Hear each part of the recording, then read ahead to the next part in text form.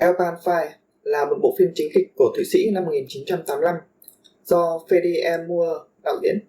Bộ phim thể hiện một cách gần gũi câu chuyện đau buồn và mạnh mẽ của một gia đình ở vùng núi áp của Thụy Sĩ, sống cách xa ngôi làng bên cạnh, và đứa con trai khiếm thính của họ, người không chỉ cảm thấy bị mắc kẹt vì khiếm thính mà còn trong bối cảnh gia đình hạn hẹp. Câu chuyện về anh chị em rất thân thiết, đến một lúc nào đó quá trình thân thiết và trở thành một cặp. Vì vậy đây là một bộ phim về loạn luân, nhưng thực sự không có gì quá rõ ràng. Mọi thứ càng trở nên phức tạp hơn khi cô gái mang thai. Giống như tiêu đề của nó, Elbanfire của Freddie Moore được quay ở vùng Underdust của dãy núi áp Thụy Sĩ. Bộ phim thú vị này ghi lại những thói quen hàng ngày dài khó khăn của một gia đình nông dân cổ xưa, bị cô lập bởi tự nhiên, sống ở sườn núi dốc bấp bênh gần đó. Ở đây là một người cha và người mẹ cộc cằn, khó tính nhưng đầy tình thương. Họ kết hôn muộn và có 2 đứa con. Cậu con trai khiếm thính, tuổi vị thành niên, được gọi đơn giản là cậu bé, và mặc dù làm việc như một người đàn ông, nhưng tinh thần như một đứa trẻ. Người chị gái xinh đẹp của cậu, Bailey, muốn trở thành giáo viên cho đến khi bị cha của cô đuổi ra khỏi trường. Bailey đóng vai trò là giáo viên cho em trai cô vì công việc mà cha họ yêu cầu anh ta làm ở trang trại đã hạn chế khả năng đến trường của anh ta. Một phần công việc của anh ta là khai thác đá để xây tường. Bên sườn núi áp đầy đá, bị cô lập bởi những công việc liên tục cũng như địa lý.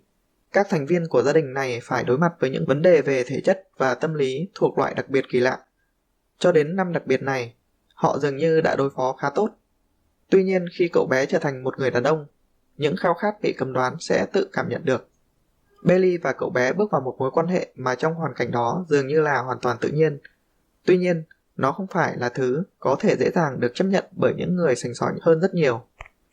Vào mùa hè cao điểm, người em trai trở nên thất vọng khi một chiếc máy cắt cỏ đắt tiền ngừng hoạt động và ném nó xuống một vách đá. Trong cơn tức giận, cha của anh ấy đã trục xuất anh ấy ra vùng ngoại ô của trang trại, nơi anh ấy sử dụng năng lượng tuổi dậy thì để phá đá, xây tường. Đó là truyền thống của gia đình người cha, được hàng xóm gọi là những kẻ khó tính, dành tuổi dậy thì để làm việc này. Bailey đến thăm anh ta và họ bắt đầu ngủ cùng nhau. Đến mùa đông, cậu bé trở lại nhà và Bailey đang mang thai. Cha mẹ của cô sẽ sớm phải biết việc này.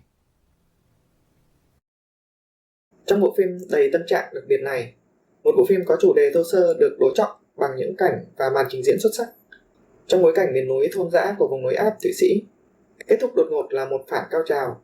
Khi sương núi bao trùm túp lều và gia đình với tiếng chuông cổ bò trên nền âm thanh, bộ phim kết thúc, đèn trong rạp được bật lên và người ta phải tự hỏi thông điệp đó là gì. Phong cảnh là một trong những ngôi sao. Những khung cảnh ở Elban này vừa ngoạn mục vừa trần tục. Mặc dù dường như được thực hiện với kinh phí hạn chế và không có ngôi sao, nhưng Elbanfire là một bộ phim chất lượng, một tác phẩm tuyệt vời của quá trình làm phim, một trong những đỉnh cao của điện ảnh châu Âu kể từ các làn sóng mới khác nhau. Nó vừa là một nghiên cứu tâm lý tuyệt vời về một gia đình sống ở dãy áp trong một cộng đồng rất cách biệt, nơi thời gian dường như đứng yên, vừa là một bài thánh ca về một lối sống nhất định không thể tách rời khỏi phong cảnh ngoạn mục. Ok, cảm ơn các bạn đã theo dõi. Tạm biệt và hẹn gặp lại các bạn trong các video tiếp theo.